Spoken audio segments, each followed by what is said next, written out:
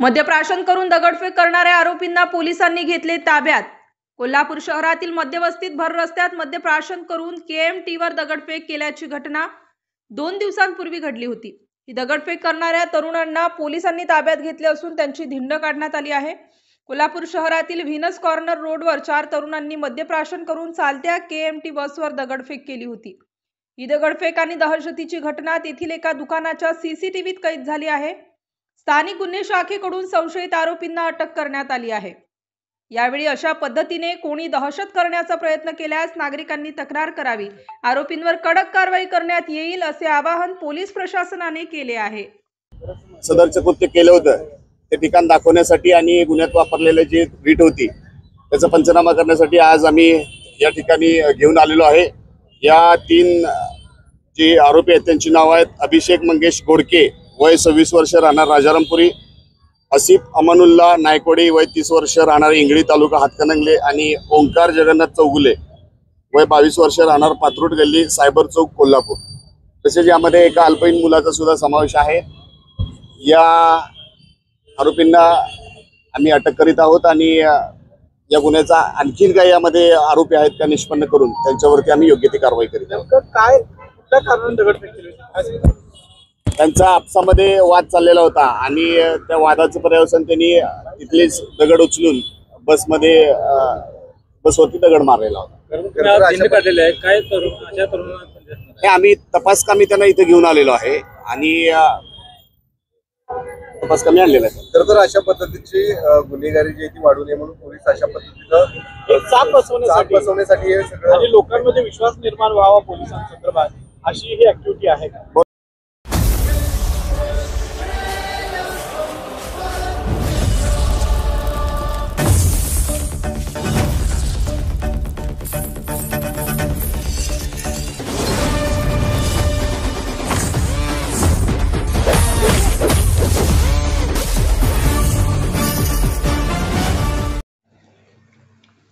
इगतपुरी शहरात भारतरत्न डॉक्टर बाबासाहेब आंबेडकर यांच्या पदस्पर्श दिनानिमित्त लोटला हजारो भीम अनुयायांचा जनसागर।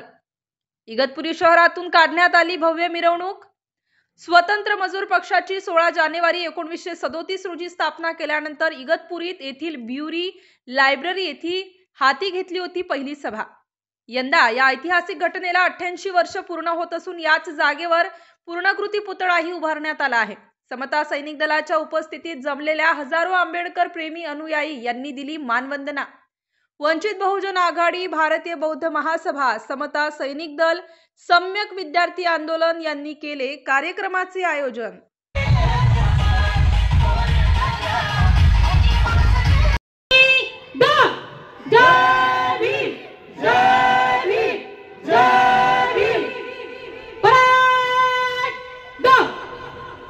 यानंतर सर्वांनी हात जोडायचे आहे। BBS न्यूज या राज्यस्तरावरील 24 तास चॅनलसाठी खालील पदावर काम करणाऱ्या उत्साही, अनुभवी आणि शिकाऊ व्यक्तींची आवश्यकता आहे। तसेच राज्यात सर्वत्र जिल्हावार प्रतिनिधी, कॅमेरामन, मार्केटिंग एक्झिक्युटिव्ह नेमणे आहे। पदाचे नाव रिपोर्टर, कॅमेरामन, उपसंपादक, कॉपी एडिटर, व्हिडिओ एडिटर, निवेदिका, व्हॉइस ओव्हर आर्टिस्ट। त्वरित खालील नंबरवर संपर्क करा। श्री भरत गोसावी, संचालक 98 227 85 037। श्री सतीश रुपवते, संचालक 83 297 62 302। श्री बंटी आढाव, संचालक 89 561 99 139।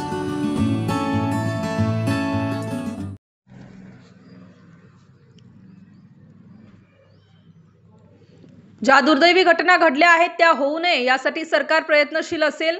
उदय सामंत। दावोस दौऱ्यावर मुख्यमंत्री स्वतः येणार आहे, मी पण आहे। दावोस बाबत आढावा मुख्यमंत्री आणि उपमुख्यमंत्री यांनी घेतला। मोठी गुंतवणूक आम्ही केली आहे। 80% प्रकल्पांना न्याय आम्ही देत आहोत। जमीन आणि अन्य बाबींबाबत गोष्टी चालू आहेत।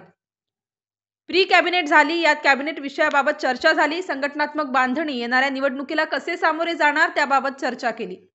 उपमुख्यमंत्री एकनाथ शिंदे यांचा आभार दौरा महाराष्ट्रात असणार, 23 तारखेला आमचा कार्यक्रम असणार आहे, त्यानंतर त्यांचा दौरा असणार आहे. लोकांनी जो विश्वास दाखवला आहे, आम्ही सर्व 12 मंत्र्यांनी बाळासाहेब भवन येथे बसायचे आहे, लोकांच्या समस्या जाणून घेणार आहे, त्याचा आढावा उपमुख्यमंत्री घेणार. एकनाथ शिंदे यांनी महाराष्ट्र एक नंबरला ठेवण्याची परंपरा आम्ही कायम ठेवू. दावोसला जाणार आहे. विरोधकांना बोलू द्या जरा.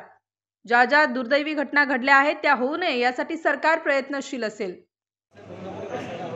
आणि लोकांची संवाद लोकांपर्यंत पोहोचण्याचा प्रयत्न अगदी केला पाहिजे. अगदी अगदी बरोबर आहे.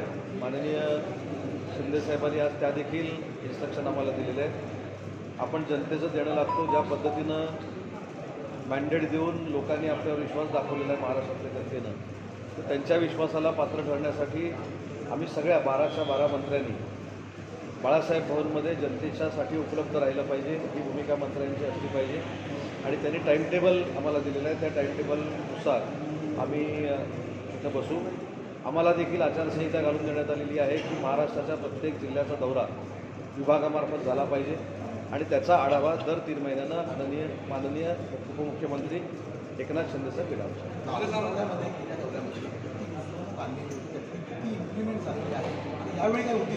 मी सुरुवातीलाच सांगितलं की मागच्या 2 वर्षामध्ये जी गुंतवणूक आलेली होती त्याच्यातल्या 85% प्रकल्पांना न्याय देण्यामध्ये आम्ही यशस्वी होतो आहे. कारण तो 3 वर्षाचा पिरियड असतो. त्या 3 वर्षामध्ये 85% प्रकल्प हे महाराष्ट्रामध्ये उभे राहतील. त्याच्यातनं 3 लाख लोकांना रोजगार मिळणार आहे. आणि एकनाथ शिंदे साहेबांनी जी प्रथा 2 वर्षापूर्वी सुरू केली की महाराष्ट्र एक नंबरला ठेवायची, तीच प्रथा आणि परंपरा देवेंद्रजींच्या नेतृत्वाखाली पुन्हा एकदा डावस दौऱ्यामध्ये आम्ही प्राप्त करू, हा उद्योगमंत्री म्हणून मला नक्की विश्वास. मला असं वाटतं की काही गोष्टी जरा सस्पेन्स ठेवू, आम्ही जातो, काही लोकांना तेवढा अवधी मिळेल आम्ही जाई करूया पत्रकार परिषद घ्यायला. त्यामुळे तिथं गेल्यानंतर राज्याचे मुख्यमंत्री आणि या ठिकाणी माननीय उपमुख्यमंत्री तो नक्की आकडा जाहीर करतील. परंतु मी हेच सांगितलं की 2 वर्षाची परंपरा रेकॉर्ड करायची, ब्रेक होणार नाही, खंडित होणार नाही. गेल्या 3 वर्षामध्ये महाराष्ट्रामध्ये कायद्यास्पष्ट रोजगार उभारण्याचा आपण आजचं सर्वाधिक आजच्या हल्ल्याचा प्रकरण असेल, बीडपासून मुंबईपर्यंत काही सुरक्षित नाही. ज्या ज्या ठिकाणी या घटना घडलेल्या आहेत त्या त्या ठिकाणी कठोर कारवाईचे आदेश माननीय मुख्यमंत्री देवेंद्रजींनी, एकनाथ शिंदे साहेबांनी आणि अजितदादांनी दिलेले आहेत. ज्या काही घटना घडलेल्या आहेत ह्या दुर्दैवी नक्की आहेत, परंतु याची पुनरावृत्ती होणार नाही यासाठी सरकार पद्धतीने प्रयत्न करेल आणि प्रवृत्ती ज्या आहेत जे हे घडवण्याचा प्रयत्न करते ते आम्ही नक्की ठेवून पाहतो. अगदी 2 दिवसांवर दावोसचा दौरा देखील आलेला आहे. काय दावोसचा दौरा महाराष्ट्राने काय काय अपेक्षा ठेवाव्यात उद्योग मंत्रालयाकडे, कशा प्रकारे दावोसच्या दौऱ्यावर सन्माननीय मुख्यमंत्री महोदय हे स्वतः येत आहेत. राज्याचा उद्योगमंत्री म्हणून मी देखील दावोसच्या दौऱ्यावर जातो आहे. तेवढंच सांगतो की दावोसच्या दौऱ्यामध्ये ज्या पद्धतीनं महाराष्ट्रातल्या जनतेनं, युवकांनी, युवतींनी आम्हाला फार मोठं मॅन्डेट दिलेलं आहे. दावोसला गेल्यानंतर त्यांच्या अपेक्षेला आम्ही नक्की पात्र करू आणि त्याच बाबतीतला आज आढावा माननीय उपमुख्यमंत्री एकनाथ शिंदे साहेबांनी देखील घेतला. आणि विशेषतः आजच्या आढाव्यामध्ये मागच्या 2 वर्षामध्ये जवळजवळ 5.5 लाख ते 7 लाख कोटीपर्यंतची इन्व्हेस्टमेंट आलेली आहे. त्याच्यामध्ये आम्ही किती इम्प्लिमेंट करू शकलो याचा आढावा माननीय एकनाथ शिंदे साहेबांनी घेतला. आणि मला सांगताना आनंद आहे की मागच्या वर्षी आणि त्याच्या आदल्या वर्षी जे दावोसला आम्ही MOU केलेले होते त्याच्यातल्या 80% प्रकल्पांना आम्ही अंमलबजावणी करण्यामध्ये यशस्वी होतो आहे. काही लँड देण्याच्या पाईपलाईनमध्ये आहेत, काही इन्सेंटिव्हच्या पाईपलाईनमध्ये आहेत. परंतु या सगळ्या 2 वर्षाच्या मागच्या प्रकल्पाच्या निमित्तानं 3 लाख बेरोजगारांना रोजगार निर्माण होणार आहे. आणि 2 वर्षाची तीच परंपरा आम्ही माननीय देवेंद्रजींच्या नेतृत्वाखाली मुख्यमंत्री म्हणून तशीच अबाधित ठेवू, एवढंच मला या ठिकाणी सांगायचं. एक प्री कॅबिनेट बैठक देखील झाली. त्या बैठकीमध्ये सगळ्या विभागांचा आढावा घेतला एकनाथ शिंदेंनी. खुश आहे मंत्र्यांच्या कामाने काय प्री कॅबिनेट असल्यामुळं माननीय शिंदे साहेबांच्या अध्यक्षतेखाली प्री कॅबिनेट झाली आणि या प्री कॅबिनेटमध्ये जे विषय आहेत त्याच्यावर देखील सांगोपांग चर्चा झाली. भविष्यामध्ये येणाऱ्या स्थानिक स्वराज्य संस्थांच्या निवडणुकीच्या संदर्भातनं संघटनात्मक बांधणी कशी असावी, महायुतीच्या माध्यमातून आम्ही कसे सामोरं जाणार आहोत आणि विशेषतः टाईम टेबल त्याचं जाहीर होईल, परंतु माननीय एकनाथ शिंदेसाहेब जो राज्यव्यापी दौरा करणार आहे आभाराचा, त्याच्या नियोजनासाठी ती बैठक होती आणि ते आभार दौऱ्याचं नियोजन झालं की माननीय एकनाथ शिंदेसाहेबांचं टाईम टेबल आम्ही आपल्यामार्फतच जनतेपर्यंत पाठवू. 23 तारखेपासून हा पूर्ण दौरा सुरू होतो आहे. 23 तारखेला सायंकाळी 6 वाजता नवनिर्वाचित सगळ्या आमदारांच्या सत्काराचा कार्यक्रम BKC ठेवलेला आहे. त्या ठिकाणी देखील मोठी सभा होईल आणि त्याच्यानंतर माननीय एकनाथ शिंदेसाहेबांचा शिवसेना मुख्य नेते म्हणून आणि निवडणुकांचं नेतृत्व त्यावेळी एकनाथ शिंदेसाहेबांनी केलं होतं. अनेक नवनवीन योजना आणल्या होत्या. त्यासाठी महाराष्ट्राच्या जनतेचे आभार मानण्यासाठी एकनाथ शिंदेसाहेब महाराष्ट्रव्यापी दौरा करतील आणि त्याची सुरुवात कुठून करायची, कुठच्या दिवशी ते असेल याचं टाईम टेबल येत्या 2 दिवसामध्ये तुमच्यापर्यंत पोहोचेल.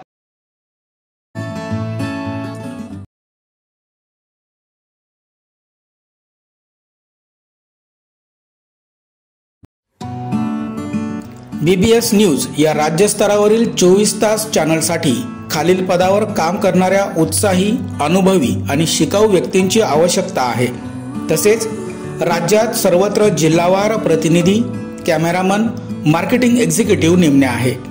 पदाचे नाव: रिपोर्टर, कॅमेरामन, उपसंपादक, कॉपी एडिटर, व्हिडिओ एडिटर, निवेदिका, व्हॉइस ओव्हर आर्टिस्ट. त्वरित खालील नंबरवर संपर्क करा. श्री भरत गोसावी, संचालक, 98 227 85 037. श्री सतीश रुपवते, संचालक, 83 297 62 302. श्री बंटी आढाव, संचालक, 89 561 99 139.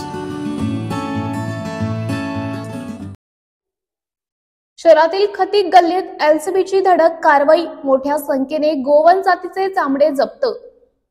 16 जानेवारी 2025 रोजी रात्रीच्या 9च्या सुमारास धुळे स्थानिक गुन्हे शाखाच्या पथकाने शिरपूर शहरातील खाटी गल्लीत एलसीबीची धडक कारवाई. हजारो गोवन जातीचे चामडे जप्त करीत नष्ट करण्याची कारवाई रात्री उशिरापर्यंत करण्यात आली. जिल्हा पोलीस अधीक्षक श्रीकांत धिवरे यांना मिळालेल्या गोपनीय माहितीवरून धुळे स्थानिक गुन्हे शाखेचे पोलीस निरीक्षक श्रीराम पवार यांनी शिरपूर शहर पोलिसांच्या मदतीने शहरातील खाटी गल्लीतील एका घरावर छापा टाकला असता हजारोंच्या संख्येने गोवन जातीचे जनावरांचे चामडे आढळून आले. या प्रकरणी गुन्हा दाखल करण्याची व मुद्देमाल नष्ट करण्याची कारवाई रात्री उशिरापर्यंत सुरू होती. घटनास्थळी स्थानिक गुन्हे शाखेचे पोलीस निरीक्षक श्रीराम पवार, शहर पोलीस ठाण्याचे पोलीस निरीक्षक के पाटील आणि पोलीस अंमलदार उपस्थित होते.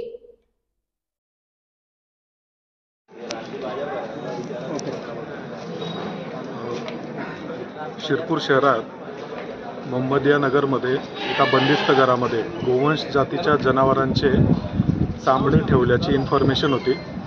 त्या पद्धतीने माननीय पोलीस अधीक्षक श्रीकांतजी धिवरे सरांनी आदेशित केल्याप्रमाणे सदर ठिकाणी येऊन खात्री केली असता इन्फॉर्मेशनमधील घरामध्ये तसे चामडे आढळून आले. त्याप्रमाणे शिरपूर शहर पोलीस स्टेशनचे प्रभारी अधिकारी श्री के पाटील, त्याचप्रमाणे वेटरनरी डॉक्टर, नगर परिषदेची टीम असे सर्वांना पाचारण करून पुढील कारवाई करीत आहोत. धन्यवाद.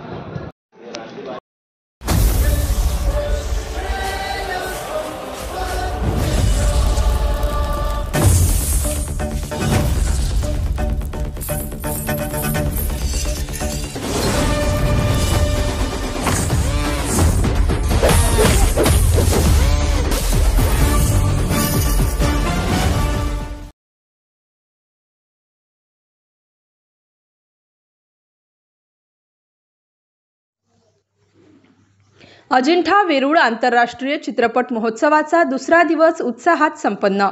मराठवाड्यातील रसिकांसाठी जगभरातील उत्कृष्ट चित्रपट सादर करणाऱ्या 10व्या अजिंठा वेरूळ आंतरराष्ट्रीय चित्रपट महोत्सवाचा दुसरा दिवस उदंड प्रतिसादात संपन्न झाला.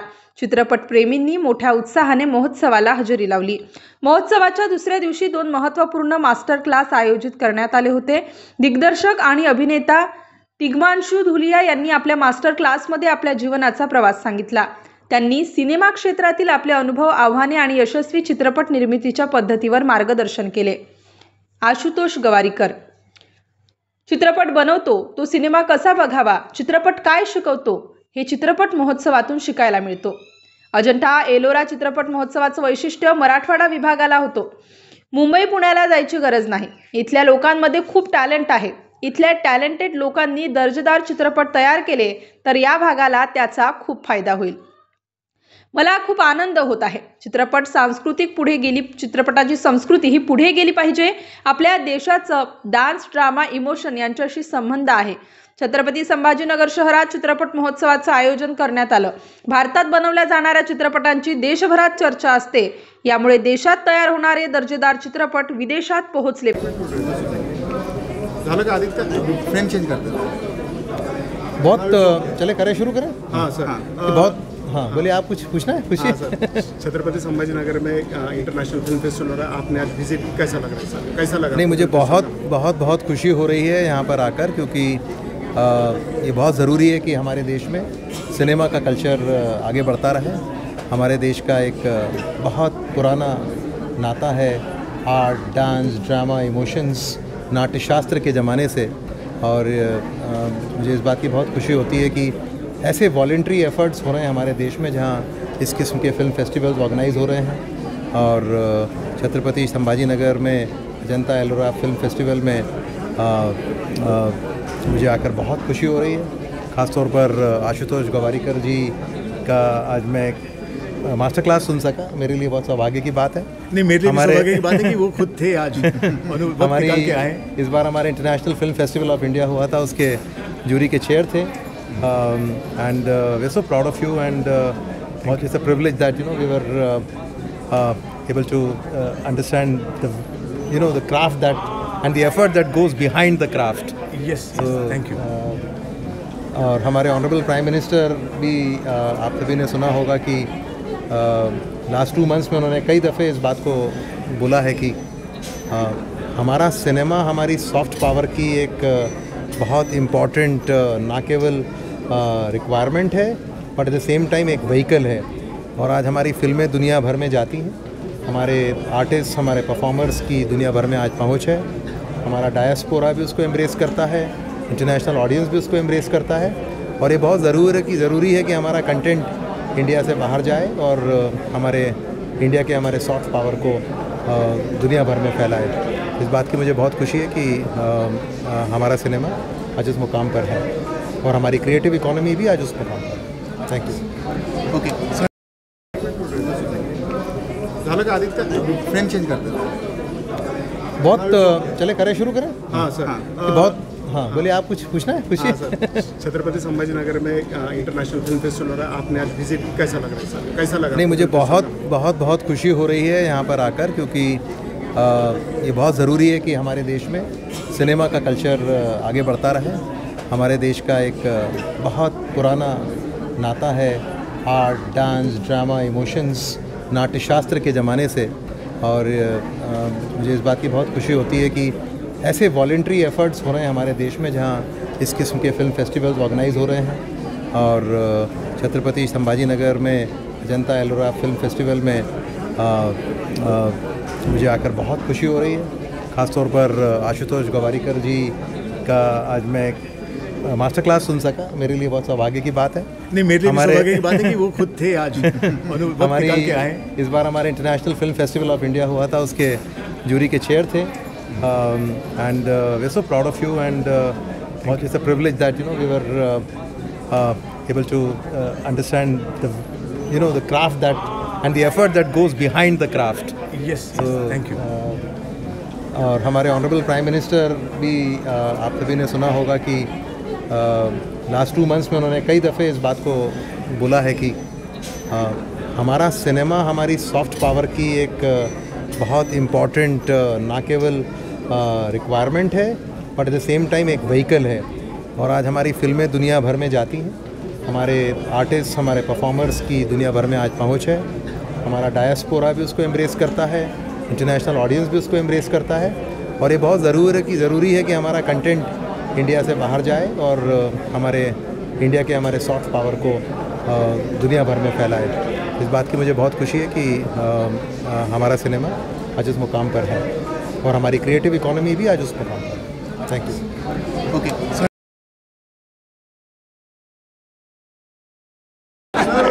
You are in Chhatrapati Sambhajinagar for AIFF. What do you think about the film festival? What you are seeing here, and how is the environment here? So please. I think it's very exciting. I think that Chhatrapati Sambhajinagar is really a cultural hub of the entire Marathwada region, and for this place to have its own festival in the form of Ajanta Ellora International Film Festival, I think is a great boon for all the talent that is from this region, where filmmakers, short filmmakers, documentary filmmakers, all can tell their stories and find a avenue of probably distribution or marketing or exhibition for their movies. At the same time, I feel when you're doing an international film festival, the world cinema is coming to your doorstep in Marathwada. And because it's coming here, it opens up a lot of avenues for audiences to see world cinema, cultivate their own ideas, look for inspiration, tell their own stories. So it's a kind of a good synergy of give and take between world cinema and cinema which is localized, which is from this region. Sir, you told something about the Marathi movie that you are going to produce. So can you please tell us something more about it? You know, I wish I could tell you more, but I am just putting together some elements of it, and I think I'll be ready within a month's time to make a formal announcement, and you will hear about it for sure, because I want to share it with the entire Maharashtra. Thank you, sir. Sir, just a moment. Sir, which kind of or which type of cinema would you like to see in the future to come, and the director or producer should make? I meant to say the mainstream cinema, just violent cinema is going to be very much happening right now. Yeah. And because of the box office number, this kind of cinema is a very high number there. Which kind of cinema would you like to see in the future? So I don't think you can generalize, because one film becomes a hit. You cannot say that all the films are going to be of that genre, because the fact is that there are many other action films that released that did not do well. So there is no trend there. I think every filmmaker has his own voice, and he's wanting to tell a story that he thinks he's best to do that. So you'll have action films, you have love stories, you have comedies, you have horror comedies. I'm only happy that horror comedy was a genre that we never had explored. We were doing only serious horror films. So it's a great welcome change to that. The other one is the realistic cinema, which is exploring all our socio-political subjects, which was not getting made earlier, which is also getting made. So I think that we should be celebrating the fact that more and more genres are being explored by filmmakers. Sir, you have been into history. BBS news या राज्यस्तरावरील 24 तास चॅनलसाठी खालील पदावर काम करणाऱ्या उत्साही, अनुभवी आणि शिकाऊ व्यक्तींची आवश्यकता आहे. तसेच राज्यात सर्वत्र जिल्हावार प्रतिनिधी, कॅमेरामन, मार्केटिंग एक्झिक्युटिव्ह नेमणे आहे. पदाचे नाव: रिपोर्टर, कॅमेरामन, उपसंपादक, कॉपी एडिटर, व्हिडिओ एडिटर, निवेदिका, व्हॉइस ओव्हर आर्टिस्ट. त्वरित खालील नंबरवर संपर्क करा. श्री भरत गोसावी, संचालक, 98 227 85 037. श्री सतीश रुपवते, संचालक, 83 297 62 302. श्री बंटी आढाव, संचालक, 89 561 99 139.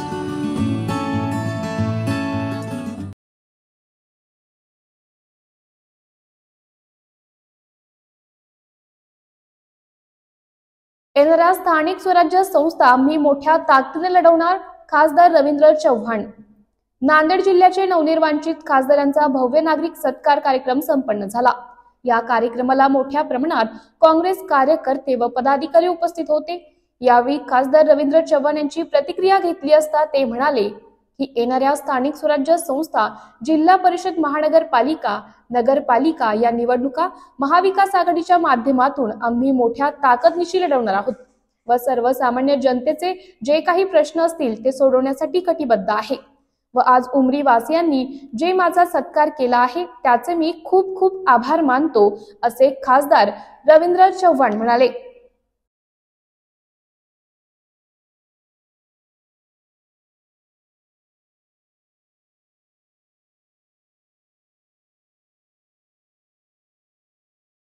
उमरी वासियांतर्फे आपला नागरिक सत्कार करण्यात आला आहे, काय सांगा?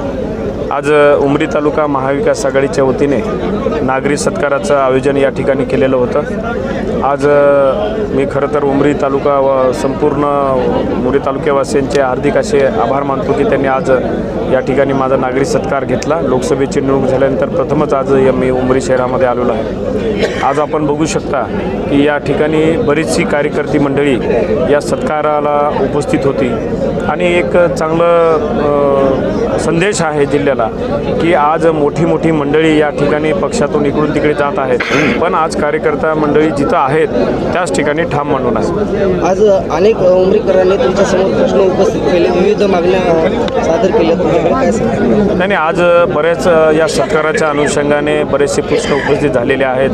त्या ठिकाणी प्रामुख्याने गोरठ्याचा जे ओव्हरब्रिजचा प्रश्न आहे, आज शेतकऱ्यांच्या सुविधेबद्दल जी मार्केट कमिटीच्या निमित्तानं जे प्रश्न उपस्थित झाले आहेत, निश्चितच येणाऱ्या काळामध्ये मी असेल, उमरी तालुक्यात आमचे शिरीष भाऊजी गोरठेकर साहेब असतील, शिवसेना असेल आणि सर्व आम्ही कार्यकर्ते मिळून या ठिकाणी उमरी तालुक्याला एक नवीन विकासाचं विजन तयार करण्यासंदर्भात आम्ही धोरण आखणार आहोत।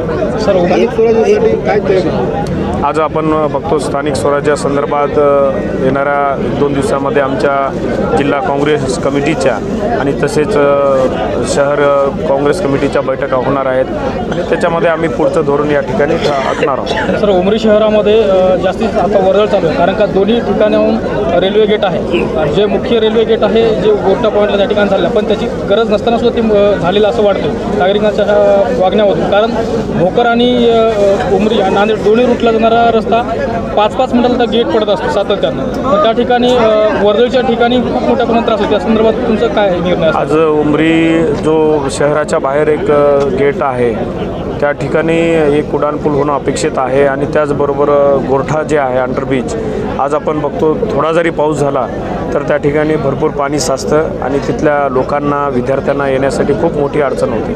तर येणाऱ्या काळामध्ये उमरी गेट असेल किंवा रेल्वे आपलं गोरठाच्या तिथलं उड्डाणपूल असेल, येणाऱ्या काळामध्ये संसदेमध्ये मी मागणी करून त्या अनुषंगाने त्याचा पाठपुरावा।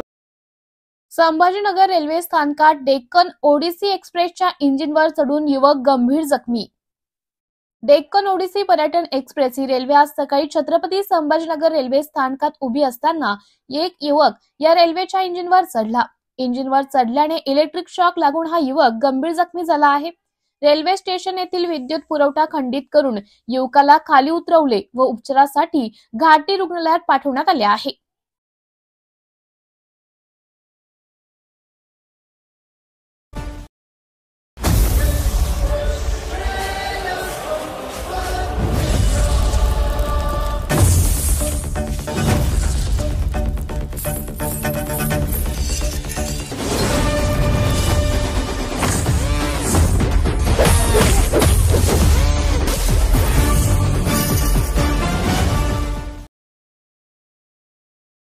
गरिबातील गरीब विद्यार्थ्यांना शिक्षण मिळावं हा आमचा मानस आहे, दादा भुसे म्हणाले। आज आयुक्त कार्यालयात आमची सर्व शिक्षण संचालक यांची बैठक होत आहे। मी आज पिंपरी चिंचवड मधील शाळेत भेट दिली। गरीबाला गरीब विद्यार्थ्याला शिक्षण मिळावं हा आमचा मानस असला पाहिजे। फी साठी सुद्धा एक मर्यादा पाहिजे। 10वी-12वी परीक्षा कशा कॉपी मुक्त होतील हे बघतोय। प्रत्येक शिक्षण विभागाचा आढावा आम्ही घेतोय। विजेच्या काही अडचणी आहेत, शिक्षक भरती सुद्धा आम्ही घेतोय। सीबीएसई पॅटर्न मध्ये मराठीमध्ये घेण्यासाठी प्रगती पथावर आहे। पहिली वर्गात ते स्वीकारतो आहोत। राज्यव्यापी इतिहास याला प्राधान्य असेल। 26 व 27 मध्ये या संदर्भातील 2 पॅटर्न आपण राबवणार आहोत। महापालिका निवडणुकीवर दादा भुसे म्हणाले, बाळासाहेब ठाकरेंचे आम्ही शिवसैनिक आहोत। निवडणुकींसाठी आमचे शिवसैनिक कधीही तयार असतात। डीबीटी योजनावर ते म्हणाले, या संदर्भातील काही माहिती नाही। सैफ अली खानवर दादा भुसे म्हणाले, काल जी घटना घडली ती वस्तुस्थिती आहे। याचा अर्थ असा नाही कायदा आणि सुव्यवस्था निर्माण झाली आहे। मुंबई राज्याचं आणि देशाचे महत्त्वाचं शहर आहे। प्रत्येकाने बोलताना जबाबदारीने बोलले पाहिजे। तसेच बोगस शाळावर दादा भुसे म्हणाले, बोगस शाळांवर कारवाई केली जाणार आहे। जे चुकीचे आहे त्यांच्यावर नक्कीच कारवाई केली आहे। करणं ही काही उचित नाही। शेवटी मुंबई ही आपल्या राज्याचे आणि देशाचं एक महत्त्वाचं शहर आहे। प्रत्येकाने बोलत असताना जबाबदारीने बोललं पाहिजे. दुसरीकडे सर जय पवार जे अजित पवार यांचे पुत्र आहेत त्यांना सुद्धा आता पोलीस संरक्षण आहे ते पुरवण्यात आलेलं आहे. एखादे कायदा सुव्यवस्थेचा प्रश्न निर्माण झाल्याचा आरोप विरोधकांकडून केला जातोय, पण अजित पवारांचे पुत्र पार्थ पवार असतील किंवा आता जय पवार यांना पोलीस संरक्षण दिलं जाते. कुठलेही संदर्भ कुठं जर जोडू लागलो जिल्हा परिषद मला वाटतं की आपण शाळेवर आलो पाहिजे. चला शाळेत जाऊया. सर जिल्हा परिषदेच्या निमित्ताने जिल्हा परिषदाकडनं मागच्या वेळेला बोगस शाळांसंदर्भात एक मोठी कारवाईचा बडगा उघडला होता. तो कुठेतरी पॉज झालेल्याचं पाहायला मिळतंय, कारण अजूनही काही शाळांवर कारवाई होत नाहीये. अशा शाळांवर आपण पुन्हा एकदा नव्याने कारवाईला सुरुवात करतोय. पुण्यात भरपूर जास्त आहे जिल्ह्यात. म्हणजे बोगस शाळा बनावट प्रमाणपत्र कागद वापरून तयार केलेल्या शाळा असल्या जर काही घटना असतील तर निश्चितपणे त्याचं चौकशी केली जाईल आणि जे चुकीचं असेल त्याच्यावर कारवाई केली जाईल. भंडारा जिल्ह्यामध्ये असा एक प्रकार असा पुढे आला की ज्या नगर परिषदेच्या शाळेत पवनी जे कम्प्युटरचं साहित्य आहे किंवा डिजिटल शिक्षणासाठीचं जे साहित्य आहे ते तर मिळालं नाही, जिथे मिळालंय ते धोक्यात पडलंय. तर अशा संबंधानं नाही, मी मान्य केलंय ना की कुठे असल्या काही तुम्ही सुरुवातीला जो प्रश्न विचारला त्याच्यात मी मान्य केलं की काही ठिकाणी होऊ शकतं की तुम्ही सांगता ती वस्तुस्थिती असेल ती दुरुस्त करू आम्ही. शिक्षकांना शिरपतच्या पदावर उतरावं लागलेलं वगैरे नाही. काही कार्यपद्धती विहित असते. आता शिरसाट महोदयांना मंत्रिपदाची जबाबदारी देण्यात आली तर साहजिक आहे नियमाप्रमाणे मग आधी तर ते पद रद्द होत आहे. उतरावं लागलं वगैरे असं आता काही भाग नाही. सरकार स्थापन होतं 2 महिने होत आहेत, पालकमंत्री पद अजूनही वाटप झालेलं नाही. होईल तिला वगैरे काही नाही. वरिष्ठ नेते चर्चा करून निर्णय करतील, त्याची अंमलबजावणी केली जाईल. बैठक 801 शिक्षकांचा प्रश्न आहे, अजूनही त्यांना समायोजन केलेलं नाही. तर तोही प्रश्न माननीय न्यायालयामध्ये ती बाब प्रलंबित आहे. या विषयावर विभाग पातळीवर चर्चा 1-2 वेळेस संपन्न झालेली आहे. माननीय न्यायालयामध्ये ही बाब प्रलंबित असल्यामुळे त्याच्यावर विभाग चर्चा करून मार्ग काढेल. माननीय न्यायालयाच्याही निदर्शनास ती बाब आम्ही आणून देऊ.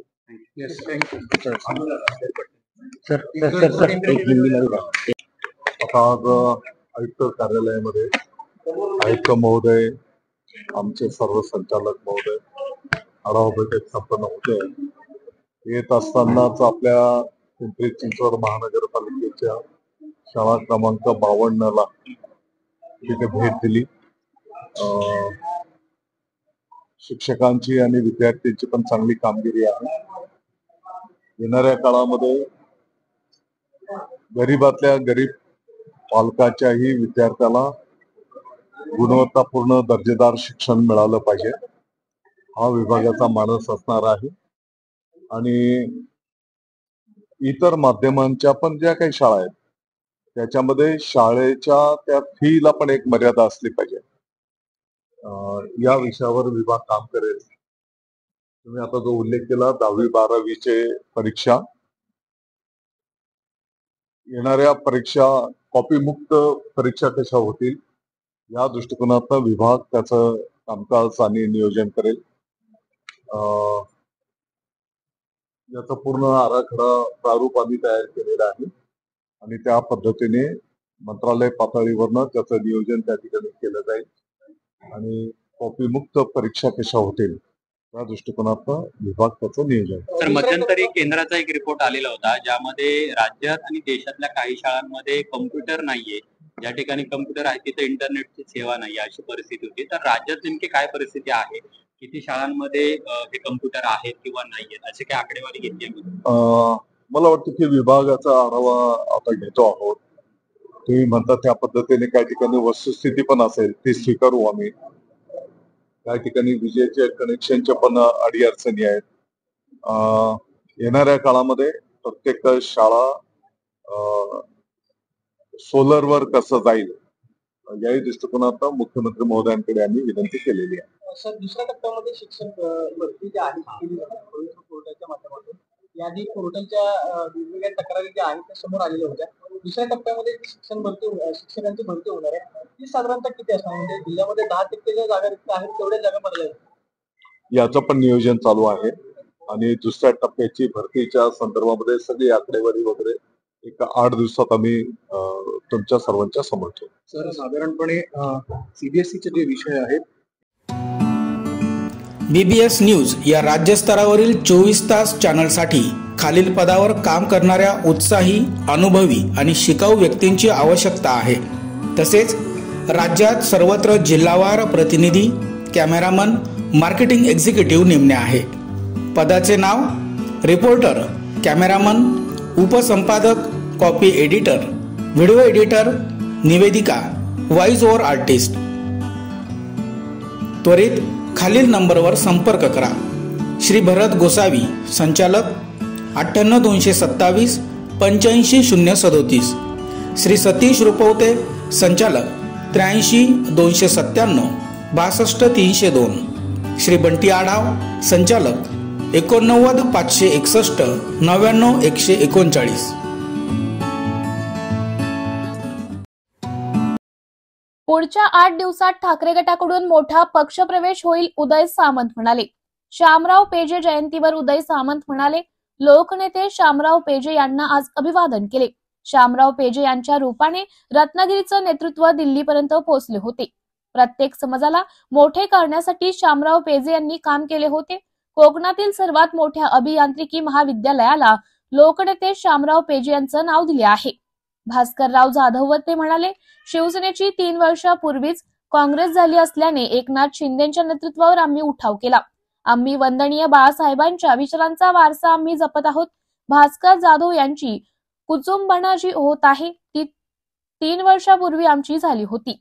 एकनाथ शिंदेच्या नेतृत्वात ज्येष्ठ नेते भास्कर जाधव यांचं मार्गदर्शन आम्हाला मिळालं, ते मौलिक असेल. भास्कर जाधव यांच्या अनुभवाचा फायदा आम्हा सर्वांना मिळाला, तर ते सर्वांच्या दृष्टीने फायदेशीर असल्याचं उदय सामंत म्हणाले. लोकनेते शामराव पेजे साहेबांना आज आम्ही सगळ्यांनीच अभिवादन केलंय. कारण रत्नागिरीतलं शामराव पेजे साहेबांच्या रूपानं नेतृत्व दिल्लीपर्यंत पोहोचलेलं होतं. ते कुणबी समाजाचे तर उद्धारकर्ते होतेच, परंतु प्रत्येक समाजाच्या जातीच्या माणसाला मोठं करण्यासाठी शामराव पेजे साहेबांनी काम केलं होतं. आणि म्हणूनच केंद्र सरकार आणि राज्य शासनानं जे कोकणातलं सगळ्यात मोठं अभियांत्रिकी कॉलेज निर्माण झालं त्याला देखील लोकनेते शामराव पेजे अभियांत्रिकी कॉलेज असं नाव ठेवलेलं आहे. आणि म्हणून जगभरातनं रत्नागिरीच्या इंजिनिअरिंग कॉलेजला ॲडमिशन घ्यायची असेल तर लोकनेते शामराव पेजे अभियांत्रिकी कॉलेज याच नावावर क्लिक करावं लागेल. सर, एक राजकीय प्रश्न. शिवसेना नेते भास्कर जाधव यांची एक ऑडिओ क्लिप व्हायरल झाल्यानंतर तुम्ही देखील बोलत की त्यांच्या मार्गदर्शनाखाली काम करायला आम्हाला देखील आवडेल. मी असं म्हटलं होतं की ती ऑडिओ क्लिप व्हायरल झाल्यानंतर त्याच्यामध्ये त्यांनी असं म्हटलेलं आहे की शिवसेनेची काँग्रेस झालेली आहे. मी असं म्हटलं की शिवसेनेची ऑलरेडी 3 वर्षापूर्वीच काँग्रेस झालेली असल्यामुळं माननीय एकनाथ शिंदे साहेबांच्या नेतृत्वाखाली आम्ही उठाव केला आणि खऱ्या अर्थानं वंदनीय बाळासाहेबांच्या विचाराच्या शिवसेनेमध्ये आम्ही सगळे धनुष्यबाण घेऊन काम करतोय. खऱ्या अर्थानं विचारांचा वारसा हा बाळासाहेबांचा आम्ही जपतोय. आणि ही जी काही कुचंबणा आज भास्कर जाधव साहेबांची होते तीच 3 वर्षापूर्वी आमची झालेली होती, म्हणून आम्ही उठाव केला होता.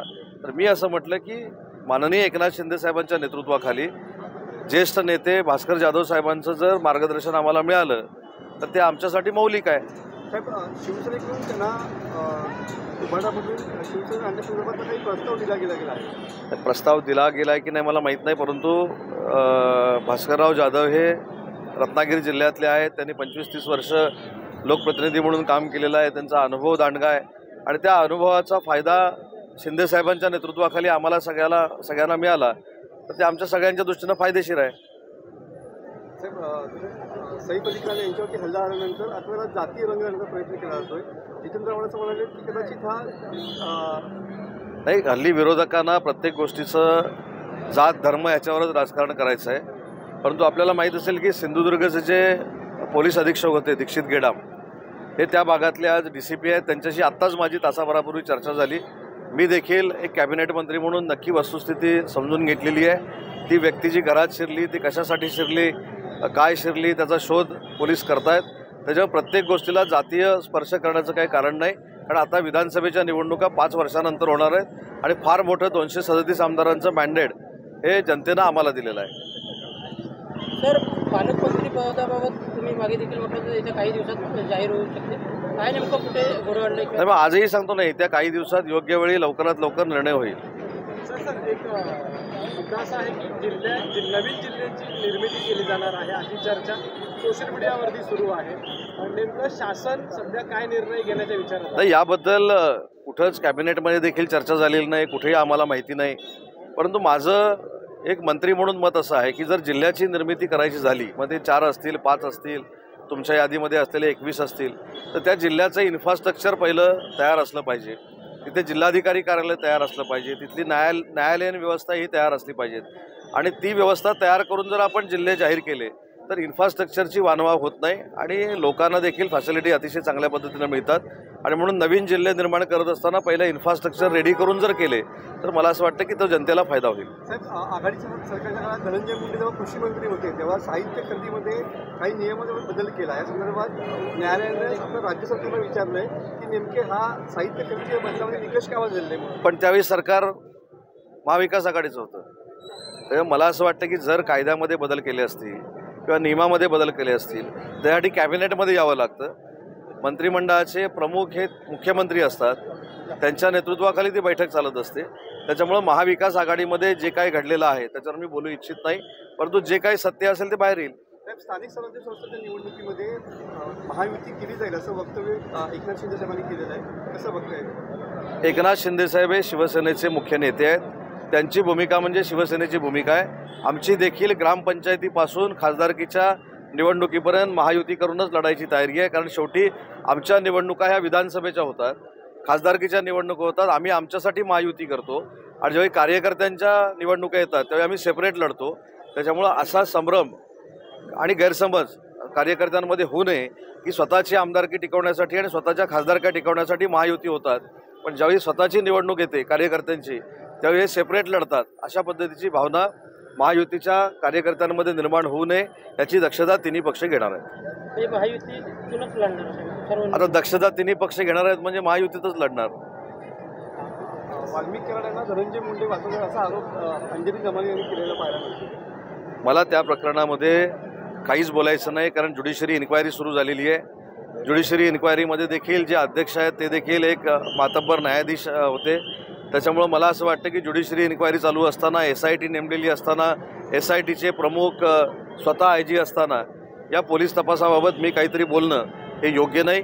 मला असं वाटतं की मी स्वतः संतोष देशमुख कुटुंबाची भेट घेतलेली आहे. मी स्वतः धनंजय देशमुखांशी बोलत असतो आणि त्याच्या पलीकडे त्यांच्या कुटुंबाला जी जी काय मदत लागणार आहे, अगदी घर बांधण्यापासून, त्याची जबाबदारी एकनाथ शिंदे साहेबांनी स्वीकारलेली आहे. शिवसेना म्हणून आम्ही त्यांच्यासोबत आहोत आणि देशमुख कुटुंबाला न्याय दिल्याशिवाय आम्ही गप्प बसणार नाही.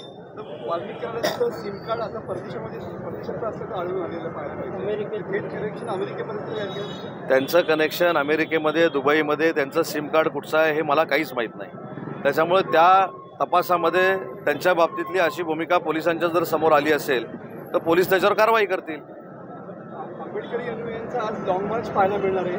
परभणी ते मुंबई असं लॉंग मार्च असणार याच विषयात. परभणीच्या बाबतीमध्ये देखील माननीय शिंदे साहेबांच्या आदेशानं मी परभणीच्या त्या कुटुंबाला भेटायला जायचं निश्चित केलेलं होतं, परंतु त्यावेळी ते लातूरला गेलेलं होतं. आणि अजूनही जर त्यांच्या मनामध्ये काही पोलिसांबद्दल किंवा शासनाबद्दल शंका असेल तर शिवसेनेच्या वतीनं आणि शिंदे साहेबांच्या आदेशाने मी त्या कुटुंबाची भेट घेणार आहे. स्थानिक मुद्दा आहे.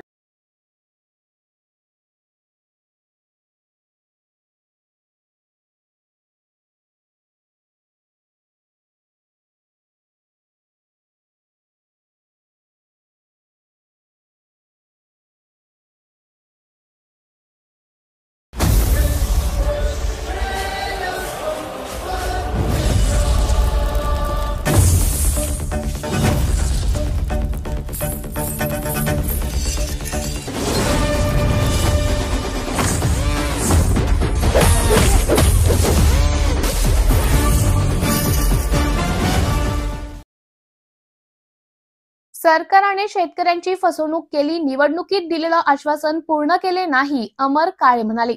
विधानसभा निवडणुकीत भाजपा महायुतीने जाहीरनाम्यामध्ये म्हटलं होतं की शेतकऱ्यांची कर्जमाफी करू, मात्र लाडक्या बहिणींचा आर्थिक बोजा वाढल्यामुळे शेतकऱ्यांची कर्जमाफी करू शकत नाही, असं कृषी मंत्री म्हणत होते. त्यामुळे हे सरकार शेतकऱ्यांची फसवणूक करत आहे. तर पुढच्या काळात शेतकऱ्यांना सरकारनं दिलेलं आश्वासन पूर्ण केले नाही तर रस्त्यावरची लढाई लढू असा इशारा खासदार अमर काळे यांनी दिला आहे. अमरावतीच्या तळेगाव दाशासर येथे आयोजित शंकरपटात खासदार अमर काळे हे बोलत होते.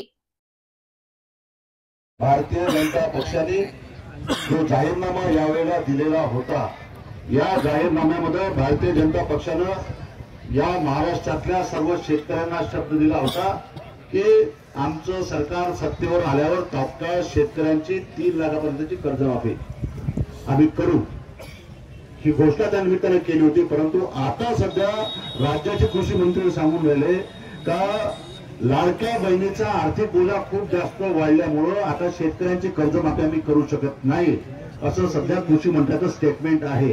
त्यामुळे सांगायचं तात्पर्य असं आहे की अशा पद्धतीने जर शेतकऱ्यांची फसवणूक जर राज्य सरकार त्या माध्यमातून करत असेल, 1-2दा मुख्यमंत्र्यांना पत्र देऊ, 1-2दा त्यांच्यासोबत भेटी घेऊन त्याची मागणी करू, पण पुढच्या काळामध्ये सरकार भारतीय जनता पक्षानं दिलेलं शेतकऱ्यांचं आश्वासन जर पुढच्या काळामध्ये त्यांनी पूर्ण केलं नाही तर रस्त्यावरची लढाई सुद्धा ही त्या निमित्तानं आम्ही लढू, हा शब्द या निमित्ताने या संघर्षाच्या निमित्ताने या ठिकाणी देतो.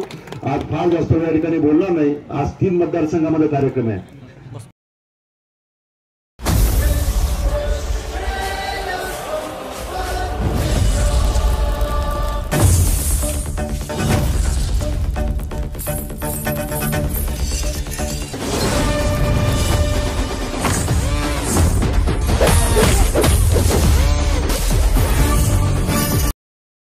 रत्नागिरीत ड्रोनच्या मदतीने अवैध मासेमारी करणाऱ्या 12 नौकांवर कारवाई.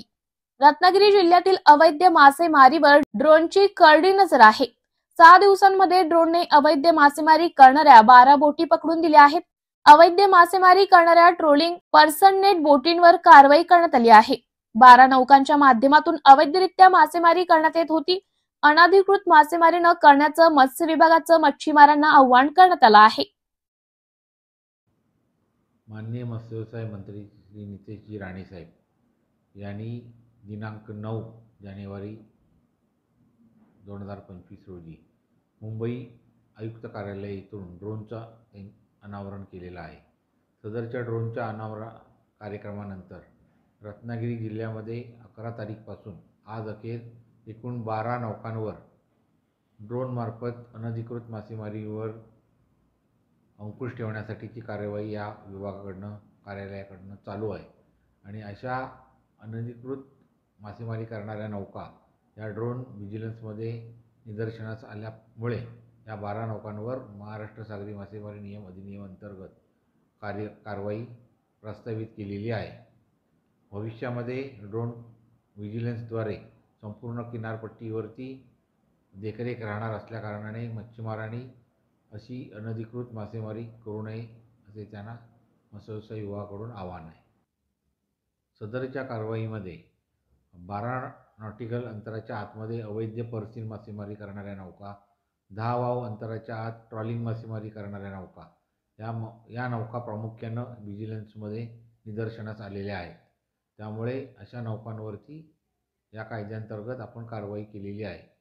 तसेच गेले 5-6 दिवसामध्ये कस्टम विभाग आणि मत्स्य व्यवसाय विभागामार्फत आज तागायत 7 ते 8 नौका ह्या LED मासेमारी करून पर्सिनसाठी वापर करत असल्याच्या निदर्शनास आल्यानंतर दोन्ही विभागाकडनं या नौकांना ताब्यात घेऊन त्यांच्यावर कारवाई केलेली असून जवळपास आज तागायत सुमारे 1 कोटीच्या दरम्यान सामान, जनरेटर, लाईट हे जप्त करण्यात आलेलं आहे.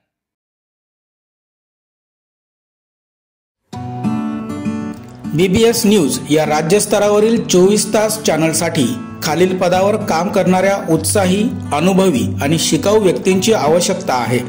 तसेच राज्यात सर्वत्र जिल्हावार प्रतिनिधी, कॅमेरामन, मार्केटिंग एक्झिक्युटिव्ह नेमणे आहे. पदाचे नाव: रिपोर्टर, कॅमेरामन, उपसंपादक, कॉपी एडिटर, व्हिडिओ एडिटर, निवेदिका, व्हॉइस ओव्हर आर्टिस्ट. त्वरित खालील नंबरवर संपर्क करा. श्री भरत गोसावी, संचालक, 98 227 85 037. श्री सतीश रुपवते, संचालक, 83 297 62 302. श्री बंटी आढाव, संचालक, 89 561 99 139.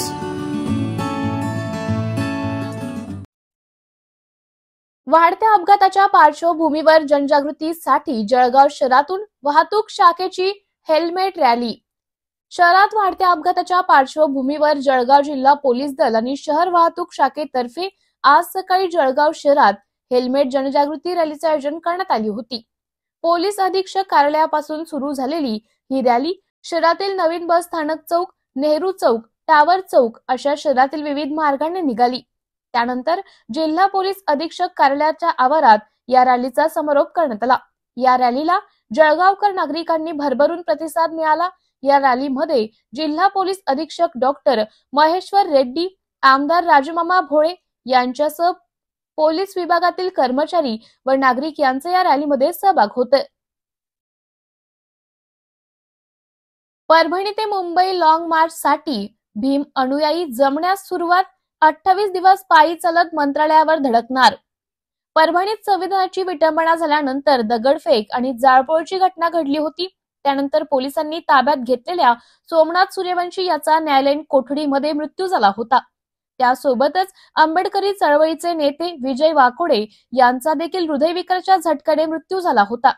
याला 32 दिवसांचा कालावधी उलटला आहे. मात्र शासनाकडून कारवाई केली जात नसल्याने आता परभणी येथील भीम अनुयायांनी परभणी ते मुंबईच्या मंत्रालयापर्यंत लॉंग मार्च काढण्यात येणार आहे. त्यासाठी परभणी शहरातील छत्रपती शिवाजी महाराज पुतळा परिसरामध्ये भीम सैनिकांनी एकत्र येण्यास सुरुवात केली आहे. साधारणतः दुपारी 3 वाजता या लॉंग मार्चला सुरुवात होणार आहे. 28 दिवस पायी प्रवास करून मुंबईतील मंत्रालयावर धडकणार असल्याची माहिती यावेळी लॉंग मार्चचे आयोजक आशिष वाकोडे यांनी दिली आहे.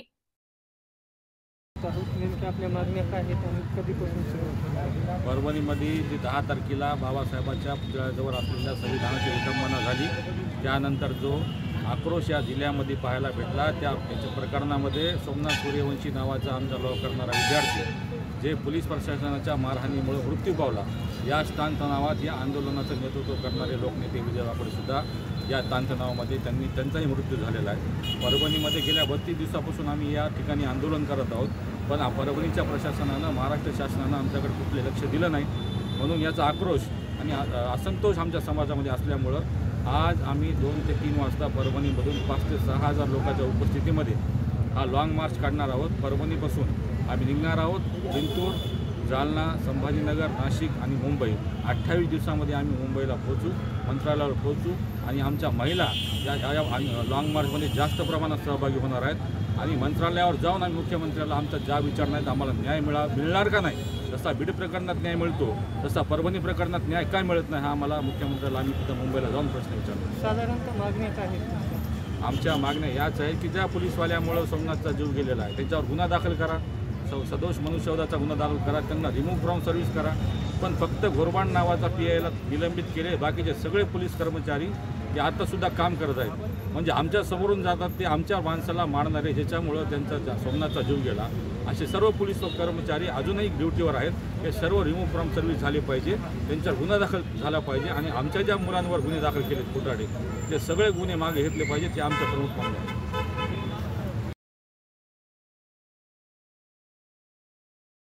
2015 पासून नाशिकचे पर्यावरण प्रेमी गोदावरी व गटारीचे पाणी मिसळू नका हे शासनाला हर प्रकारे सांगत आहेत.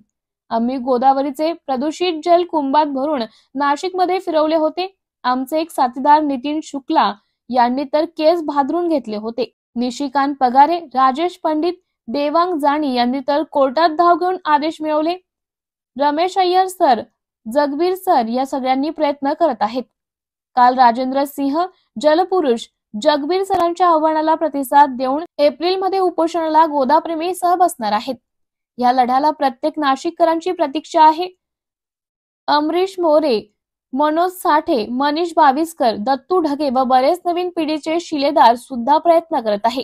आपल्या आई गोदावरीला स्वच्छ ठेवण्यासाठी सगळे नाशिककर संस्था, सगळे नाशिककर हे वेगवेगळ्या स्तरावर प्रयत्न करतात. पण गोदावरीला स्वच्छ ठेवण्यासाठी हवं योग्य ज्ञान आणि संघटन. याचसाठी या सगळ्या फुलांची माळ गुंफून गोदावरी आईला समृद्ध करण्यासाठी भारताचे जलपुरुष आदरणीय राजेंद्र सिंगजी येत आहे नाशिकला. आपल्या नाशिकला, आपल्या गोदावरीला समृद्ध करण्यासाठी आपण सगळे 15 तारखेला संध्याकाळी 7:30 वाजता रामकुंडावर भेटूया आणि आपल्या आई गोदावरीला संघटितपणे समृद्ध करण्यासाठी मार्गस्थ होऊया. धन्यवाद. जय.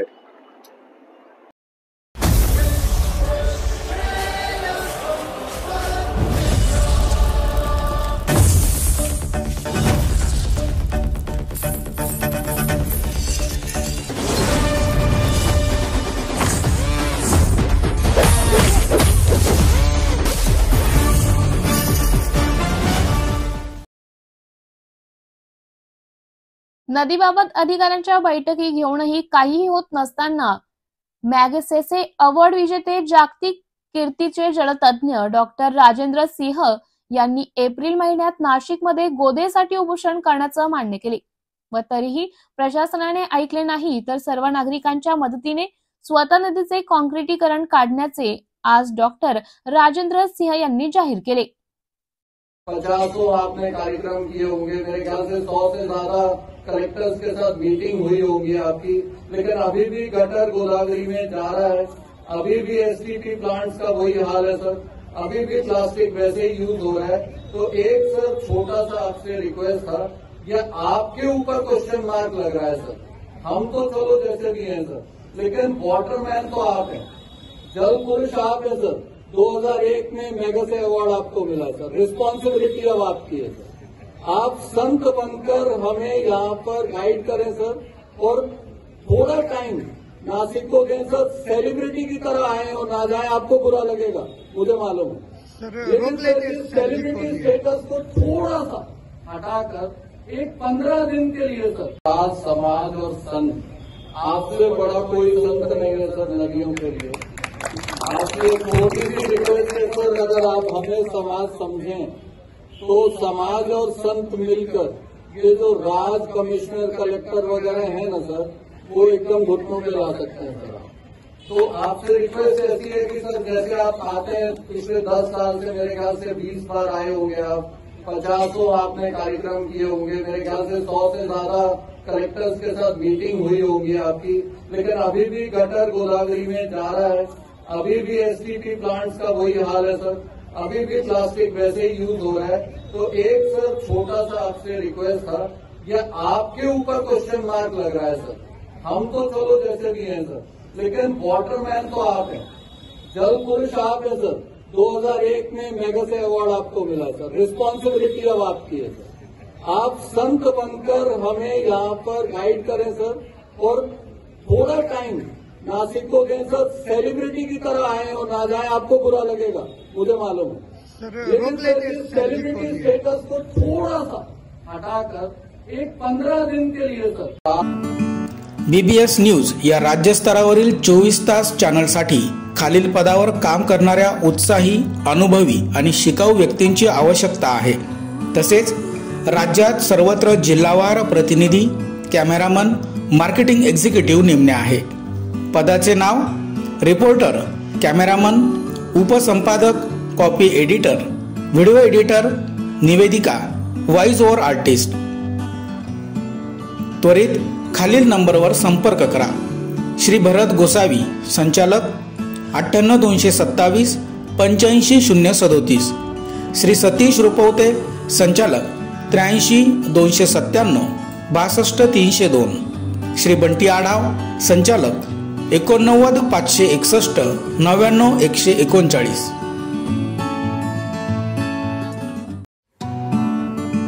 BBS न्यूज या राज्यस्तरावरील 24 तास चॅनलसाठी खालील पदावर काम करणाऱ्या उत्साही, अनुभवी आणि शिकाऊ व्यक्तींची आवश्यकता आहे. तसेच राज्यात सर्वत्र जिल्हावार प्रतिनिधी, कॅमेरामन, मार्केटिंग एक्झिक्युटिव्ह नेमणे आहे. पदाचे नाव: रिपोर्टर, कॅमेरामन, उपसंपादक, कॉपी एडिटर, व्हिडिओ एडिटर, निवेदिका, व्हॉइस ओव्हर आर्टिस्ट. त्वरित खालील नंबरवर संपर्क करा. श्री भरत गोसावी, संचालक, 98 227 85 037. श्री सतीश रुपवते, संचालक, 83 297 62 302. श्री बंटी आढाव, संचालक, 89 561 99 139. ओझर विमानतळाला स्वातंत्र्यवीर विनायक दामोदर सावरकर नाव देण्यात यावे, नमोविचार मंचाची मागणी. भारतीय क्रांतिकारक, राजकारणी, वकील, कवी, लेखक, नाटककार, समाजसुधारक अशा अनेक व्यक्तिमत्वांनी सावरकरांनी आपले जीवन जनतेसाठी व्यतीत केले आहे. सावरकरांचा जन्म नाशिक जिल्ह्यातील भगूर शहरात झाला, म्हणजेच नाशिककर सुद्धा म्हणता येईल. स्वातंत्र्य मिळवण्यासाठी आपला खारीचा वाटा असावा यासाठी त्यांनी आपले संपूर्ण आयुष्य वेचले आहे.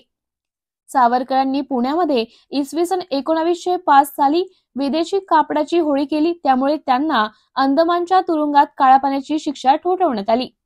ब्रिटिश सरकारने अंदमानच्या काळ कोठडीत हर प्रकारे त्यांना छळले, खड्या बेडीत टांगले, तेलाच्या घाण्याला जुंपले, नारळाच्या काथ्या कुटण्याचे कष्टप्रद काम दिले. या मरण प्राय वेदना सहन करीत असतानाही त्यांच्या डोळ्यासमोर एकच ध्येय होते, ते म्हणजे मातृभूमीचे स्वातंत्र्य. तब्बल 11 वर्ष मातृभूमीसाठी त्यांनी छळ सहन केला होता. असे महान विभूती तसेच नाशिकचे रहिवासी सुद्धा असलेले सावरकर यांचे नाव त्यांच्या मातृभूमीत असलेल्या विमानतळाला अजून का दिले गेले नाही याचे मोठे आश्चर्य पवार यांनी व्यक्त केले आहे. त्यामुळे तात्काळ ओझर विमानतळाला स्वातंत्र्यवीर विनायक दामोदर सावरकर विमानतळ असे नाव देण्यात यावे अशी मागणी नमो विचार मंचाचे प्रदेश अध्यक्ष चंदन पवार यांनी पंतप्रधान नरेंद्र मोदी, केंद्रीय राज्य विमान उड्डाण मंत्री मुरलीधर मोहोळ, महाराष्ट्राचे मुख्यमंत्री देवेंद्र फडणवीस यांच्याकडे पत्राद्वारे केली असून पवार यांनी नाशिककरांच्या भावना समजून घेऊन व्यक्तिगत स्तरावर लक्ष देण्याची मागणी सुद्धा केली आहे. या निवेदनावर नवविचार मंचाचे राज्य उपाध्यक्ष बाळासाहेब बोडके, पदाधिकारी सचिन खेरणार, सचिन महाजन, शरद बोडके यांच्या सह्या आहेत. याचे निवेदन निवासी जिल्हाधिकारी राजेंद्र वाघ यांना देण्यात आले आहे.